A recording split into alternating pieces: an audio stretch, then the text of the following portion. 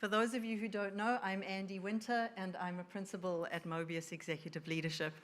And it gives me enormous pleasure to introduce Dr. Gisela Wendling.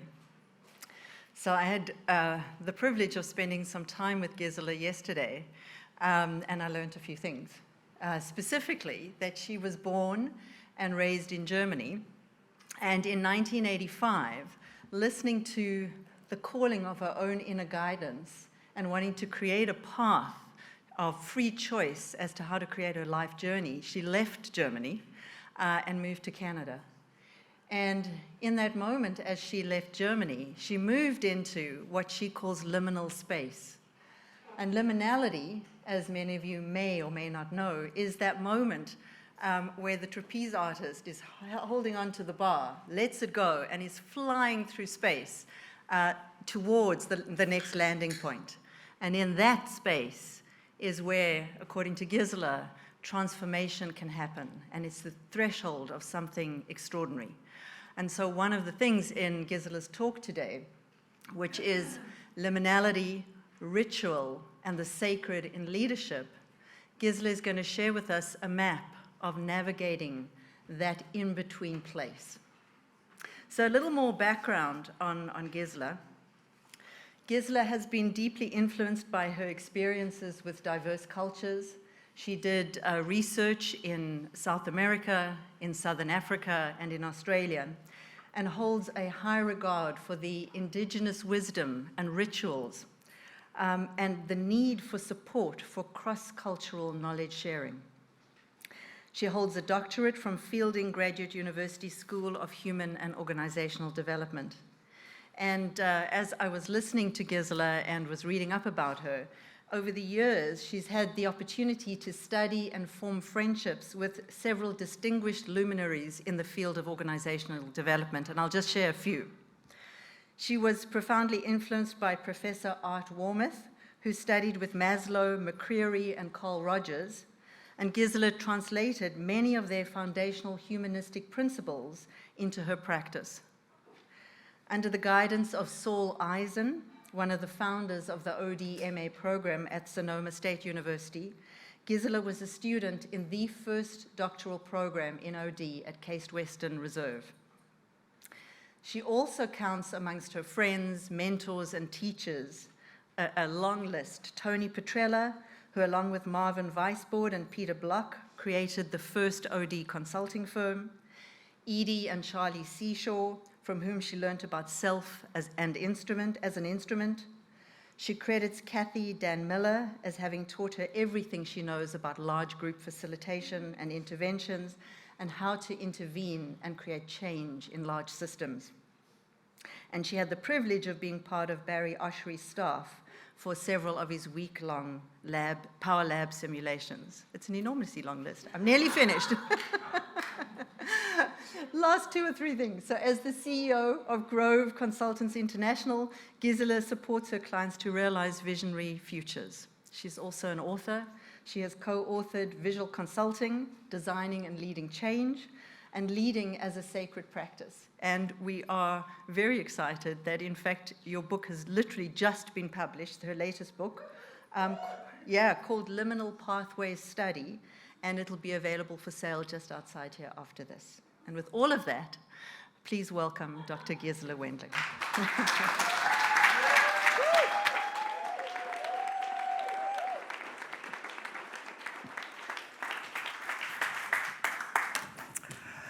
Wow, what a reception.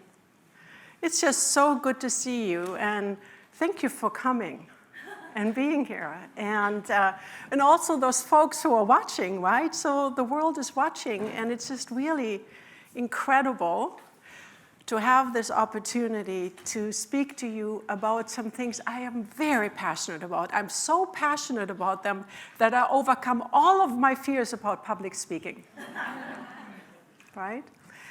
And these particular things I'm going to share with you, they're actually profound underpinnings of my work. And I don't necessarily talk about them everywhere where I go, but when we have the right place, the right time, and the right feeling, then it's the right thing to do. So I'm just really happy to be sharing this with you today, because I really know you're ready for this, and you're, in many ways, can take this in places where I won't be able to go. So I'm just very excited about all of this.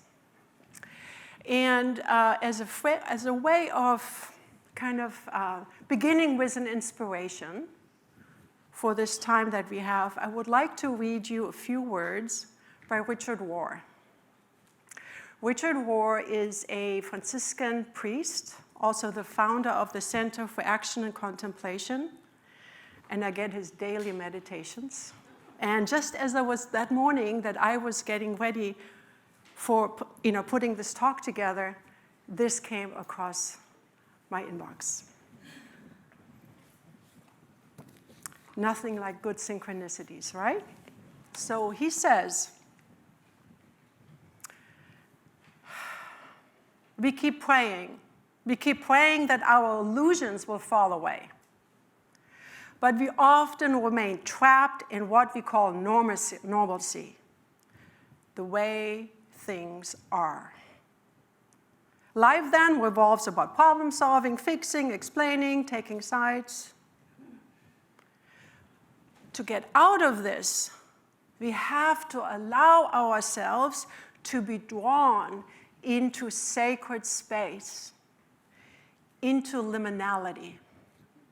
All transformation takes place here. There alone, our old world is left behind, though we are not sure yet of the new existence. That's a good space where genuine newness begins.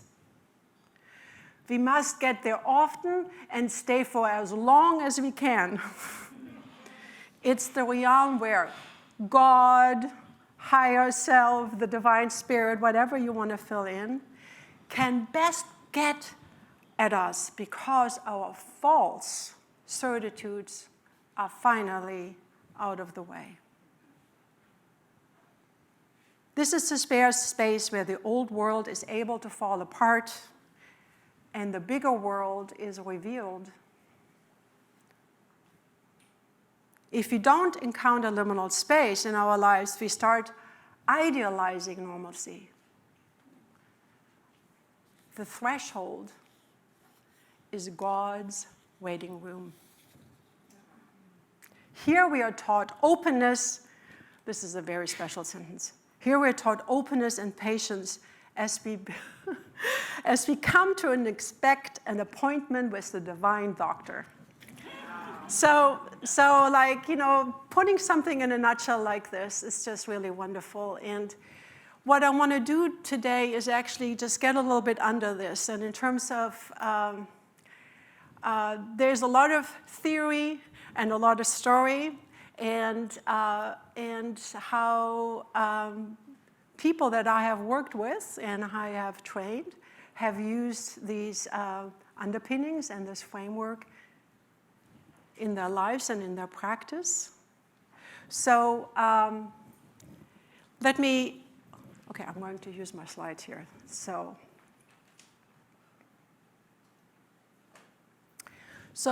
the three questions that I think are really good buckets for our exploration today are: how can the idea of the liminal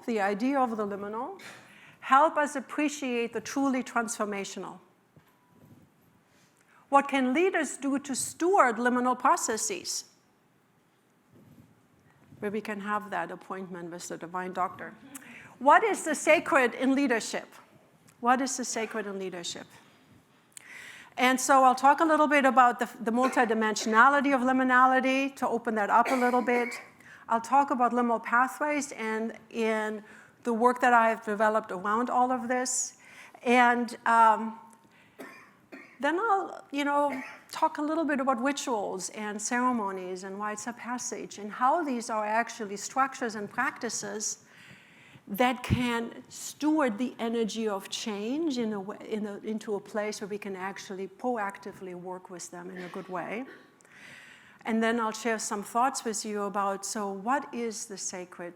Oh, that's a big thing. What's the sacred in leadership? let's say, what is the role of the sacred in the work that we do, and what are some maybe archetypes that can inform our work, that we can tap into, that are available to us. All right, so let's talk about liminality. This is a word cloud from my book. And so we already know, actually the word liminality, lime, comes from the Latin and means threshold and margin. But what's the difference between a regular threshold and a liminal threshold? A liminal threshold is the one that changes you, by which you become changed. Something will be different by stepping across it. However, what happens, for all of those who have ever walked across the border from one country to another, or even have driven, you know what that's like. The feeling of stepping out from one country and you are in no man's land, and you know that that territory feels kind of unknown, ambiguous, uncertain, maybe a little threatening even. You don't know what's going on here. It's operating by a different set of rules and laws that are sort of like, what is this, right? So there you are in the liminal zone, in the unknown, in no man's land, neither here nor there. Have you ever felt that? Right? So here we go. Great. So we're in the same territory. But then, instead of actually, you would hope you get to the other side, right? And reach the other country, which often and hopefully we can do. But liminality, as Victor Turner, who's researched liminality for over 40 years, said sometimes liminality is much more like a tunnel. And you actually don't know how long it's going to take, and you never know before. Sometimes we think it's just going to be short. But there's also sort of the descent of the soul. There's some darkness, depression, where we lose faith, where we become vulnerable. There's this whole process of dismemberment that happens also in that space, and that actually has a purpose and function that I will talk about in a little bit.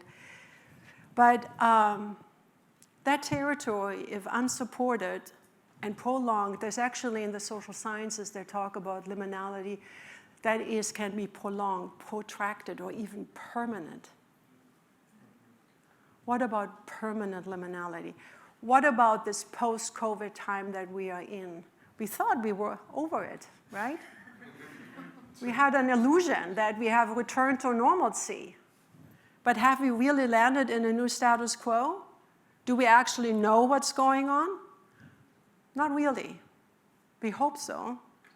There are some things that remain stable and they're good to hold on to, but there's a lot of things that are up in the air. And that's what that feels like. Radical uncertainty gives rise to existential anxiety, and we know all of those who are impacted that way. So that really raises the question, what is ours to do about it? Who are we as transformational agents in the world are to deal with this, right? We are all collectively together in this new territory. And maybe some of us are a little bit ahead of others or have different roles, but we are collectively in a new territory. However, in this liminal space, there's also some other things that happen.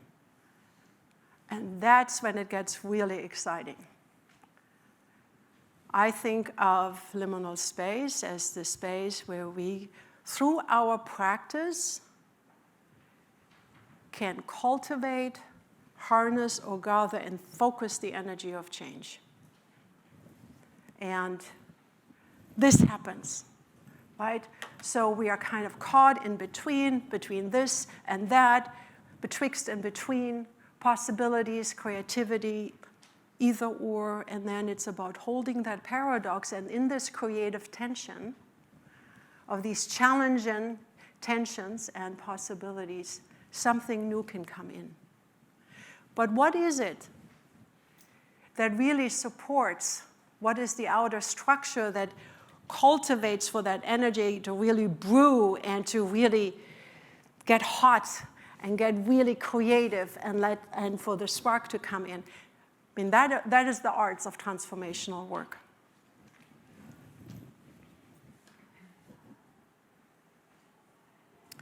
So what I would like to do just for a couple of minutes here is actually this book that I've just published is about, you all see this handout you have on your chairs.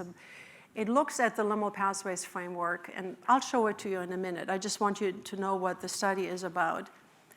I used to just teach it to my students, and then I heard that they were sharing it with their clients, and then I heard they were using it to design conferences, 3-week leadership development programs. I went to one of those conferences and did a keynote, and it's like books that are written on it. It's just really amazing. It has a life of its own. It sort of has its own agency. It's like, how can a framework have agency? Because it's an archetype. But anyhow, so they said, when you're going to write the book? And I said, I'm a social scientist. I can't just write a book about hearsay. I have to actually do a study. So this book, I'm looking at the efficacy of the model. There's a really intense survey and follow-up interviews, and I collect these stories about how people use this framework in their lives and in their organizations. So that's what that book is about. Theory and a lot of good stories. And you get to have a sense about what is actually taking shape in the experiences that people have right now with change. I did the interviews in the second year of COVID. So anyhow, I'm going to read a couple of quotes to you. And I asked these people in follow-up interviews about, these people know my framework, right? And they have used it and have been impacted by it. I asked them, what is liminality? So this is Matteo. He is a senior organization development leader in a very large research institution. He used to be very scared of change. Working with the idea of the liminal can change your mindset to be focused on growth and positive transformation, as opposed to being stuck in fear, anxiety, and resistance. Staying with the liminal process leaves you with more and better possibilities. It gives you wider solution sets than what you might have otherwise. I believe that a person can find tranquility during time of chaos and excitement on an ever-changing pathway. If you recognize liminality if I recognize liminality when I see myself going through a major change of some kind, I can say to myself, oh my gosh, I'm about to become a butterfly. Even if that sounds corny. And the feelings I have are not negative or positive. They are the energy of change. I acknowledge them and I channel them. All of that for me is liminality. So now let's hear from a senior university executive. He had this to say about liminality. Practicing intellectual curiosity helps you to stay open to new possibilities. And then you must stay in the liminal process. If you don't stay with it, it will lead to the decline and eventual irrelevance of your organization. But if you stay with the liminal for too long without doing something, people are going to leave. After a while, they're going to say nothing is ever changing. And there will be a level of frustration that is going to ruin the organization. And here is one, I want to share one more from this collection. And this is a person much like you, and doing a lot of facilitation, and he says this: in groups, I recognize liminality when the urge to have an answer is palpable in the room. The stronger the density of the urge, the more aware I become that I need to relax into this inner emptiness. When I stay there for a while, something magical happens. Something new and different comes out of the group.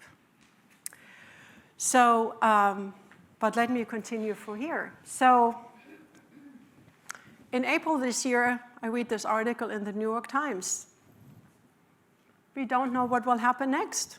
This is written by a British economist and sociologist, and then goes on to explain what liminality is, so that we have some language to talk about this ambiguous, uncertain time that we are in that seems to not be coming to an end, and we are sort of kind of lost in it. And then he says, our age of upheaval has blown the future wide open. We need to embrace this radical uncertainty which is giving rise to such existential anxiety. And then goes ahead and says, we are in a civilizational rite of passage, and it's up to us to walk through it. Well, what he is just doing, he's giving us a template for understanding what our choices are and what our work is. So rites of passage is a template for how to work with change, now as ever. So also, along the same lines, I asked in my study, the very same question. I asked them, do you believe if there's something to be gained by thinking about the combination of current crises we are facing as a global rite of passage? And lo and behold, 73% of the research participants agreed. Well, there's something going on here, right? And then 26 said somewhat agreed. Not only one didn't agree. So there is something about this archetype that particularly right now offers something very important, some kind of process architecture for a path forward. So I'll tell you a little bit about my liminal pathways work, and as a way of actually, you already know a little bit about me from Andy, and I want to just add a couple more things about this. So if you wish, you can listen to my story as though you're walking in my shoes and see what might come up for you. But so yeah, so imagine yourself, 20 years old, first international flight, you're in Canada learning the English, be an au pair, and 4 years later you're at Sonoma State University living on the west coast of the United States, somehow pulling it all together and studying with some really cool people. And then a little bit after that, 4 years or so, I'm the Director for Learning and Development at Netscape in the Silicon Valley. What the fuck happened? Right? It's kind of amazing, right? So there is like people are drinking Java water, and the motto in the cultural motto is speed is God and time is the devil. Really? I mean, like that's what they used to say, And, as the demise of Netscape was just right around the corner, I fled to the Andes in Peru, and became initiated or introduced to the shamanic, mystical healing traditions of the Kero people over there. I gave a talk back then from the Silicon Valley to the top of the Andes. So just kind of like really looking at our Western lives through a radically different perspective. There is so much there for us to understand. And I know many of you traveled so much, and you know this already, but we really need to take it seriously. We really need to step outside the familiar and look at our lives from very different perspectives to add that special perspective that is so needed now. And then from there, my doctorate is in liminality and rites of passage and the liminal life of Andean neo-shamanic mystical practitioners. So I really looked at what it's like to integrate very different worldviews into our practice and how they can inform us. So 15 more years, 20 more years of professional practice, and I purposefully sought out being with indigenous peoples in Africa, with the Kalahari Bushmen, with the Aboriginal people in Australia, doing women's business, doing ceremony, with the Cree people in Canada, and more to come. All of which has taught me so much of actually, for which I feel like I'm in translational service.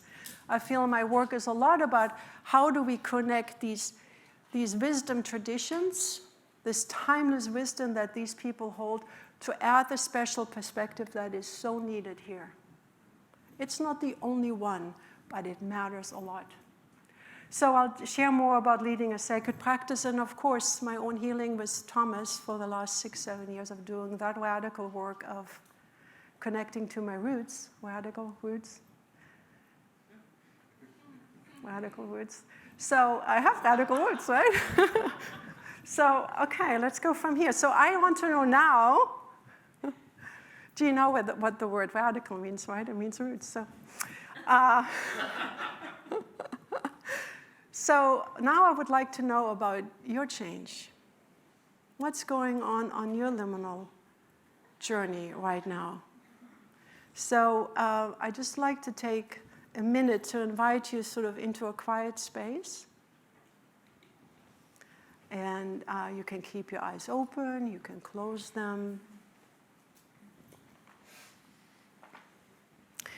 So I want you to connect with the change that really matters to you right now, that really has attention. Because it will help us to look at what else I'll be sharing with you later.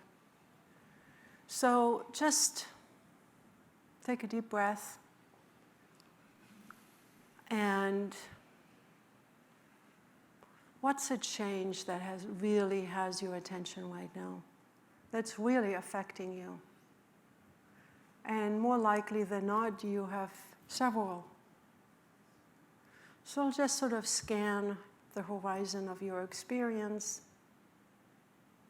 and see what's coming up for you.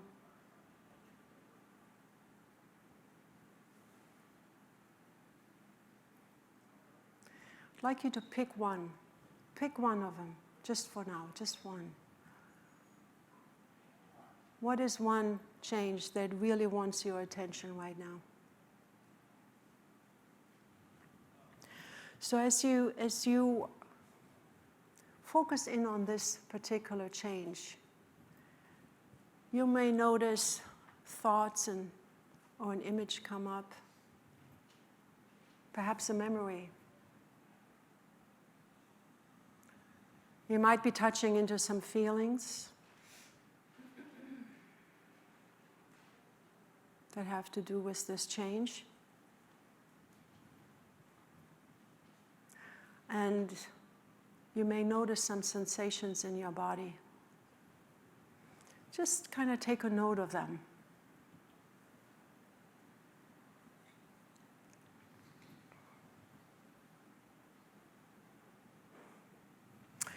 And I would like to invite you, if you're able to give this change challenge a name. A name that represents the essence of what this change challenge is about. Or the nub, somebody said to me the other day. When I recently did this exercise, this woman said, senior executive director refuses to resign. What's the title of your change? What's going on?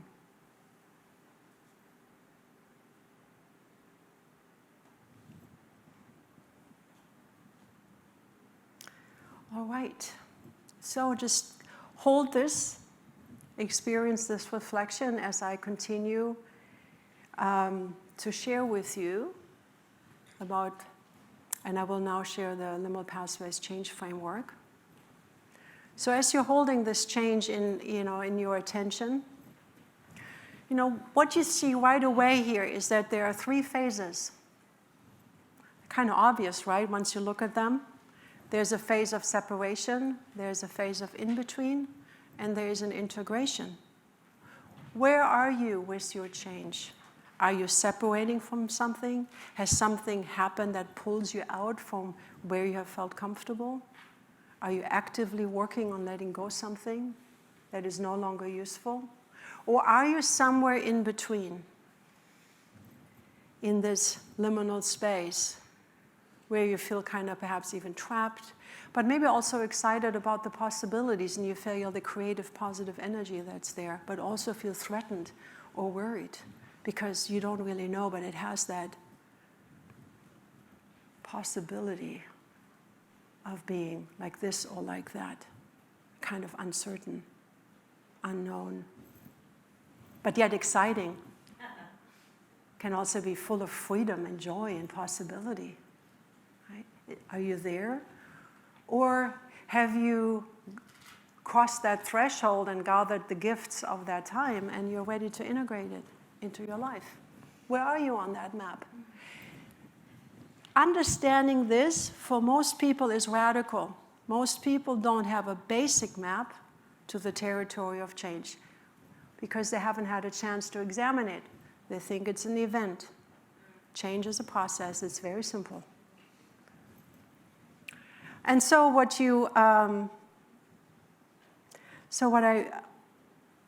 I'll go a little bit deeper into this framework by talking about how we rather playfully brought this framework alive in the visual representation. So it's the Liminal Pathways Change Framework. People understand pathways. It's a journey, right? It's a process. The butterfly, the caterpillar, the butterfly, it points at, oh, there's a development that's possible here. Like Matteo was saying, oh, I can become a butterfly. I mean, it's helpful for people to, because when you're lost, these things are really helpful. And then there is the crucible.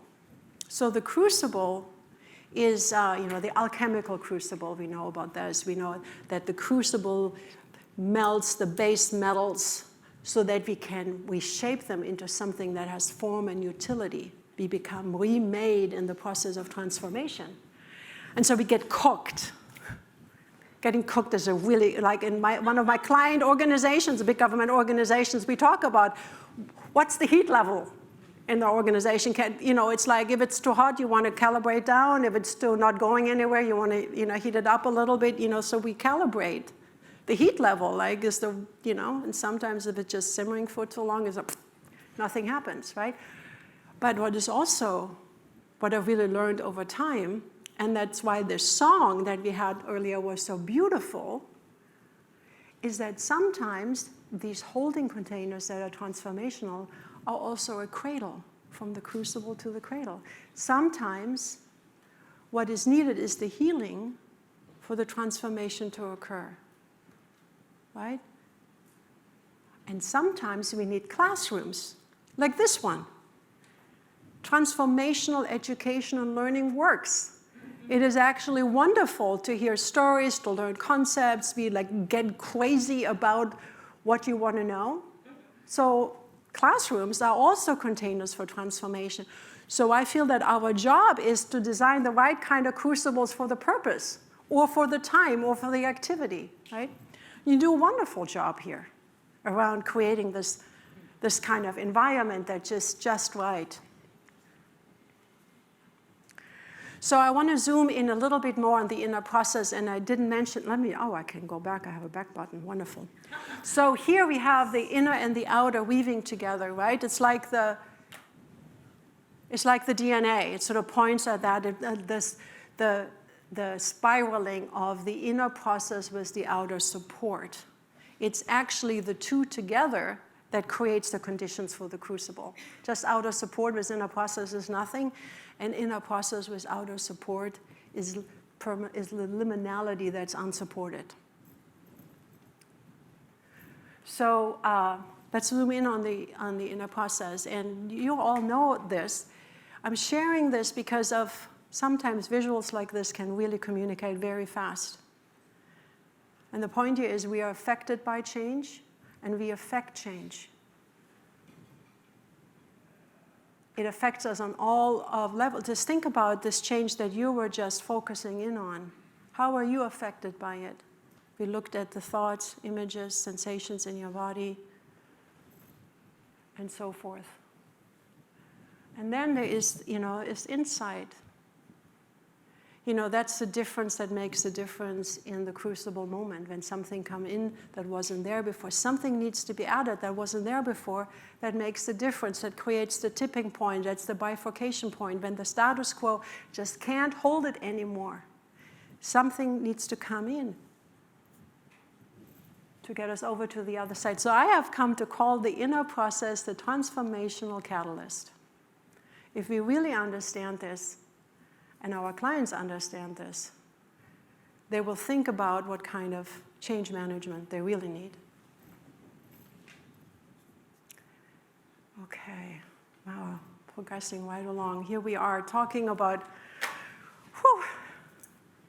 Rituals, ceremonies, rites of passage, they sort of kind of all refer to each other. They're not exactly the same, but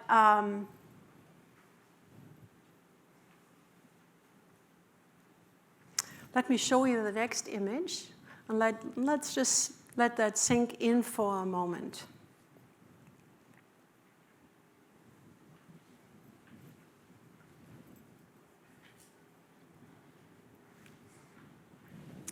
So again, what I was earlier saying is that supported liminal processes supported by ceremonial work or ritual work, rites of passage over extended periods of time, they cultivate and harness and focus the energy of change. You can see that represented there.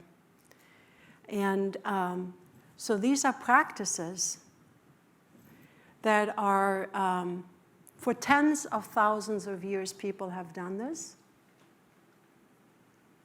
They have done this to come together for community renewal. They have come together to support each other across the territory of the unknown through ritual practice, and to support themselves, individuals, and community through their life cycle. That's the role and function of ceremony, basically. And so what is it that we do in our work as transformational consultants and coaches? If not, but support the people, the clients, and our colleagues through these kind of processes. And so here you can see, there's a circle in leading a sacred practice where we're actually inquiring together, what does it mean to lead with a sacred intent? Here's offsites. What is an offsite? It's a special meeting. You go from an ordinary place to an extraordinary place. You go to a special place and you have a special agenda and you have a special space that you create just for that purpose. And you are so aware you're going into this doing something special with this group, right? So you get this feeling of, right, like that we actually, without necessarily even knowing it, we live the pattern. It's already there in our work. It's almost like we just need to remember. And then for me, in my work now, is like I want to learn more and more about ritual practices and rites of passage so I can better inform myself on what is missing or what can add the difference that makes a difference in my practice. So I think there's a lot for us to be learned about it. And actually in my study, I look a little bit at that. What we're currently doing that points at that things are actually those kinds of practices. And the wonderful thing is, because it's an archetype, it is kind of like it transmits to us in and of itself without us necessarily learning much about it for what to do. That's the power of archetypes. And I think that's why the framework is powerful, because you see it and they say, well, that looks familiar, but they can't unsee it. It's like something has woken up in them and it's like, oh my God, how many crucibles are there? That's the next question. So, and then what we've done actually we're doing designing and leading change programs, pathways through change, leading a sacred practice. We work with this template now that it's just one of many templates that we use to help people learn, okay, what are the basics of putting a ritual together? And it follows the same pattern. It's like nested processes, right? It's like nested systems, nested processes. And again, you set an intention, you prepare, you step in purposefully in kind of the sacred space of the specialness of that event. There are a number of symbolic acts that speak to the interiority of the person, that facilitates the shift on the many levels in which it needs to take shape. And we step out and re-enter. When I do this in my workshops and the small groups doing these, it is so exciting because they get to be a ritual leader. And they really do a good job and pay attention, and they're so tuned into the person, and they're designing a ritual for that person at that time in that situation. This is a template, but then what you add to it makes it just right for the moment. And so we have, what does a ritual leader do? What does a liminal person do? What is their job, getting ready? And like, what are the holding behaviors? And people know. You just need to draw it out, and then you add some. But you know how this works. So let me see, how am I doing here? Not too bad. Great.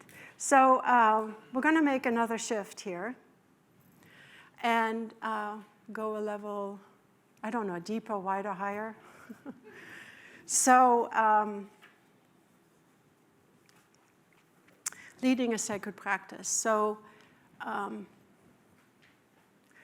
think about 8 years ago, here, let me just speak, show you the picture. So this is Alan Briskin, my husband David Sibbett, myself, and then Holger Scholz. Holger has a company in Germany called Kommunikationslotsen. And Alan has written a lot about collective wisdom. And my husband and I have been running the Grow for a while, visual facilitation and consulting and change work. Been around for 40 years, right? So some years ago, it was kind of very interesting, we all were familiar with this notion of life as ceremony. What if we lived life as ceremony? And we knew that that is also relevant to the work that we do. And so we called, let's invite a bunch of people to inquire about what it means to do leading a sacred practice. Because we don't have the language for it that is just right. It's new territory. I mean, like 20 years ago, you couldn't hardly talk about it. So we had created very safe containers for people to come together and really inquire. So what does it mean to lead with sacred intent? And what is it like for you? How do you experience? Somebody was saying to me yesterday, so what is the sacred? Well, then we go into territory, but you can really, people know what it is for themselves in their own experience, and you can draw that out. And so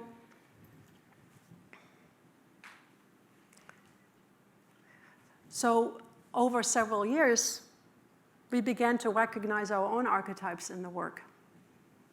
And we published, this is a little ebook, you can download it for free, and it introduces you to the 6 archetypes that we uncovered in this process, and since then have thought about many more. That's how it goes with this kind of work. But I would like to share some of those with you to really see what they might trigger in you in terms of your work going forward.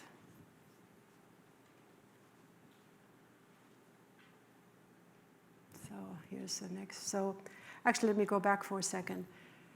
I'm going to tell you what the 6 are, but we will only explore 3. The first is servant leader.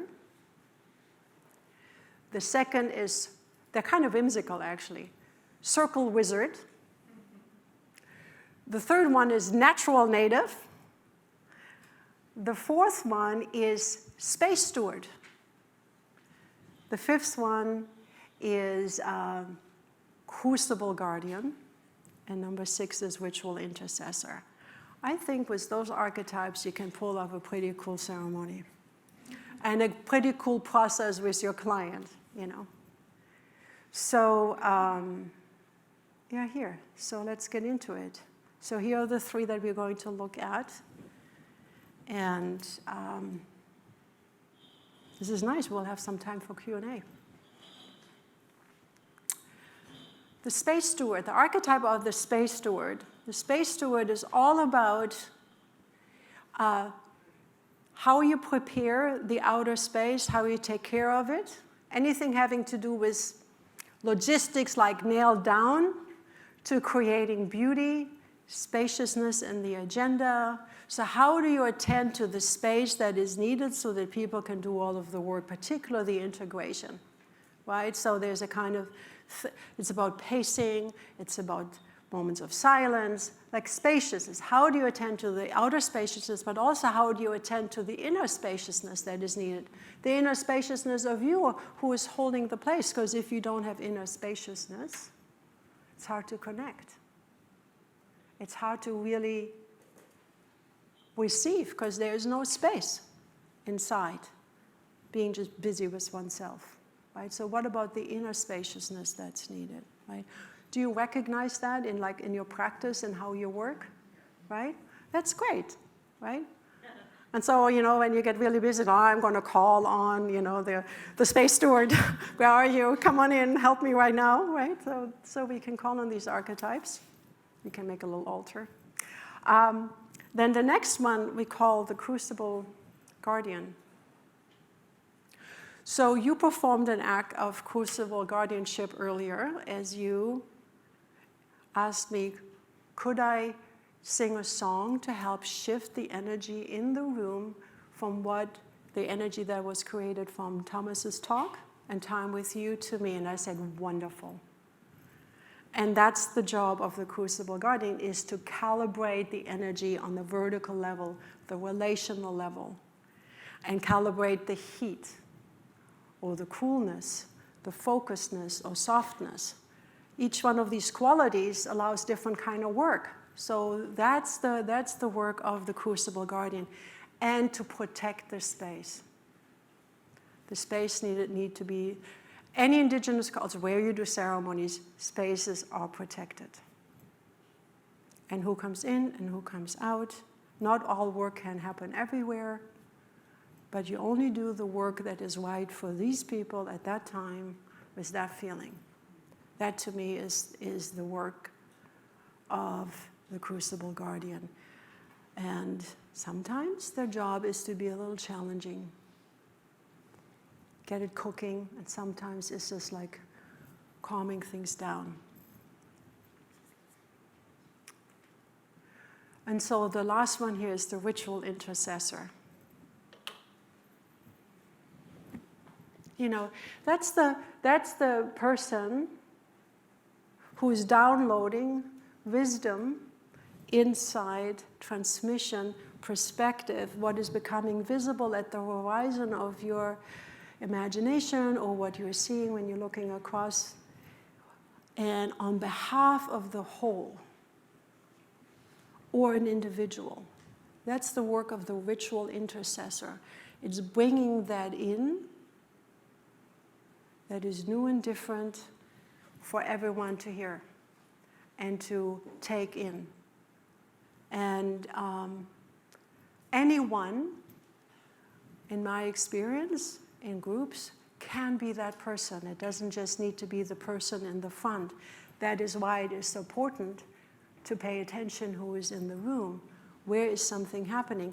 And we know this from dialogue work, right? We've learned this. Like, we really need to pay attention to where is the wisdom coming through. It doesn't really matter if it's me or you. As long as it comes and if whatever vessel is open and ready, we should listen to them.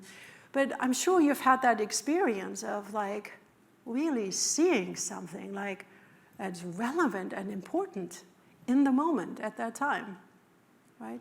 So that's the work of the ritual intercessor, right? And then, or to intercess if we are not in coming together this way, but calling for ritual because it's needed. It is time for the people to come together and to do their work. That too. We are not in balance, it's not working, and something else needs to happen, right? So I would like to try an experiment. Would you be willing? Yes. Okay. So you don't have to do it. Nothing dangerous, but you don't have to do it, but I would love for you to do it. And because I want you to, at least some of you have the experience of purposefully practicing being a ritual intercessor. How about that? We'll see how it goes, yes? Okay. So I would like you to partner up with one other person. I'm going to tell you the whole instructions first, and then I'm going to walk you through so that you know what's coming. So you will decide who will be the ritual intercessor and who will be the receiver. The receiver will have a pause, a little time to think about, like, what is happening in your life right now that if witnessed, seen or heard by somebody special could really make a difference? And you feel like by expressing that in that moment right now, it's the essentials. You don't need all the specific, the essential aspect of it.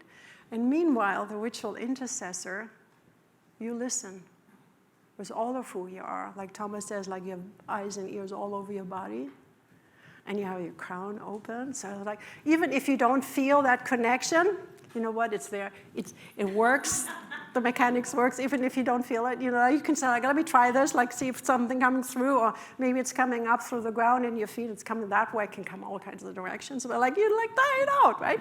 So, and after the, you know, the receiver have spoken, you just take, you know, be courageous and see what comes to you and say the thing. It doesn't have to be long. And then after a while, I'll raise my hand and you all stop and we'll have Q&A. How is that? Okay, great. So again, find another person and decide who is the ritual intercessor and who is the receiver. Yes, good.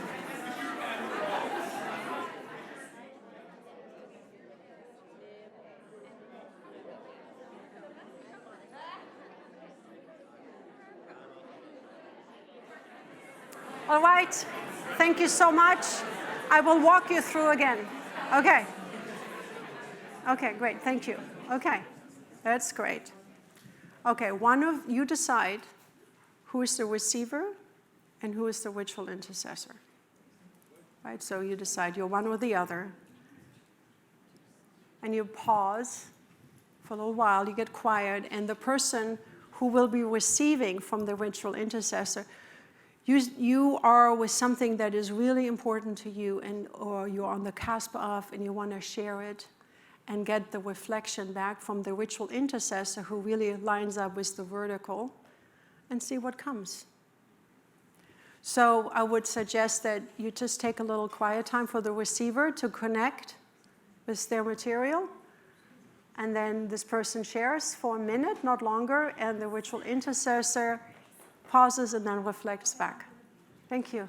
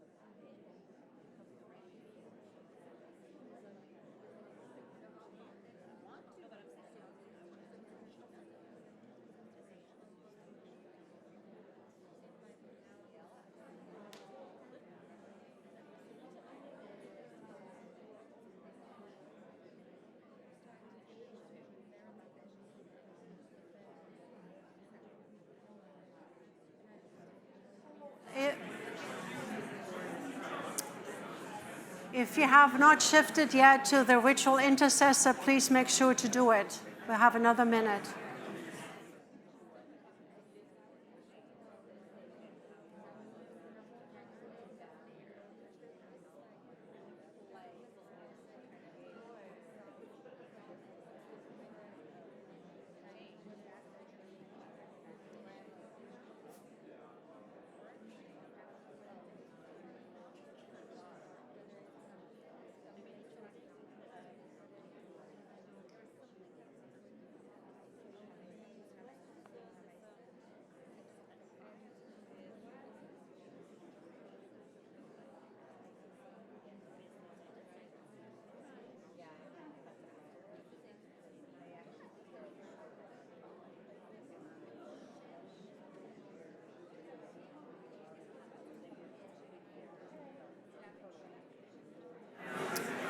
It's okay.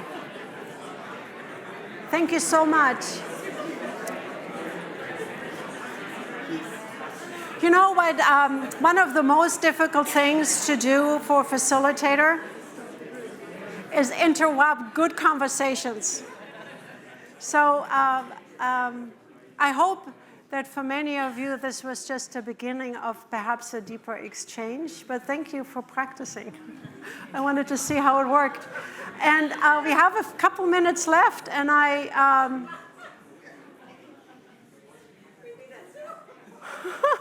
whatever happened there, it looks really good. So I'm wondering if there's, we have time for a question.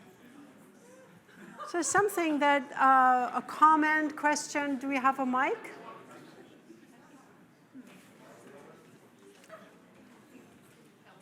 Why don't you just stand up?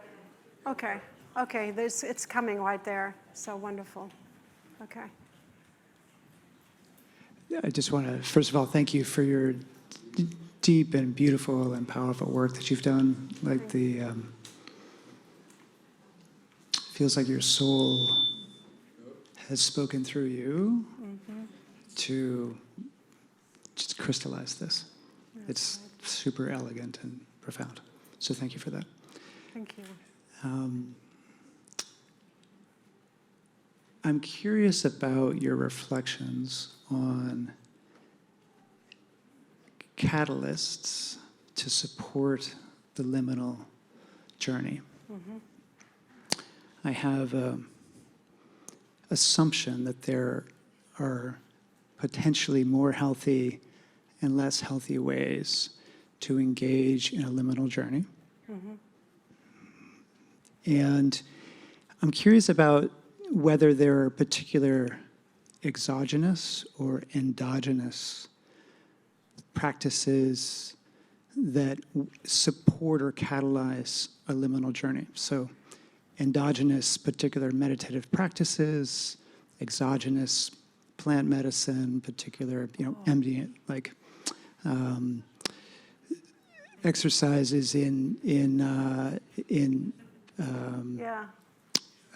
particular therapeutic practices, right?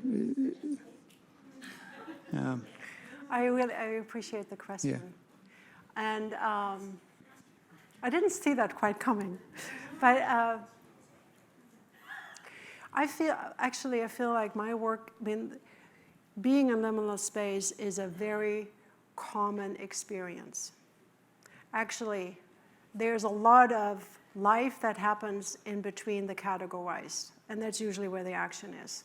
Once we step out of normalcy, it's like, and so a lot of my work is about, and how I want to speak to this in this context is when we do organizational work, what are the practices, or in coaching, or in community work, that can facilitate people actually feeling supported moving through the liminal. There are lots of liminal journeys that are unsupported and are actually not helpful, or where people get stuck, or their dog doesn't really help them in their pathway through.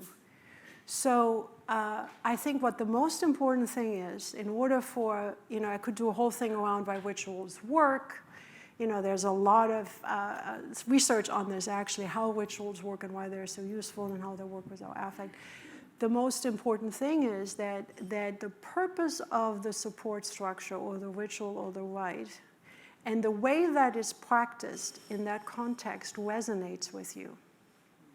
Otherwise, it will not be supportive, or you resist it, right? And this is also why it is so important to design our new rituals, our new rites of passage. And like, I've had the privilege, and I have the privilege of having been invited to do ceremonies with indigenous peoples. But that's not what I'm doing in my work. We are recreating, we are creating new ones. So it's actually, what is the power of creating the kinds of rituals that are helpful now? You know, if the journey of plant medicine is facilitative in terms of the inner process, I don't want to judge that from where I'm standing. I personally have had my own experiences, and I have my own sorting out to do around that, you know? So I really love being up in the high Andes and being connected to the stars. And I really love doing direct work with nature.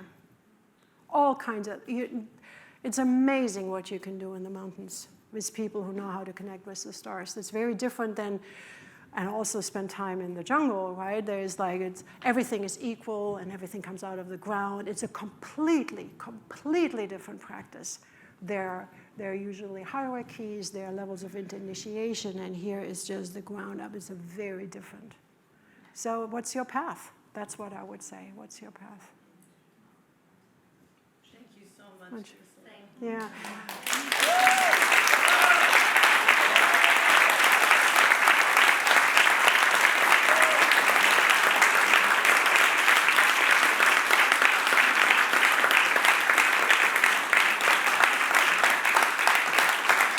Thank you.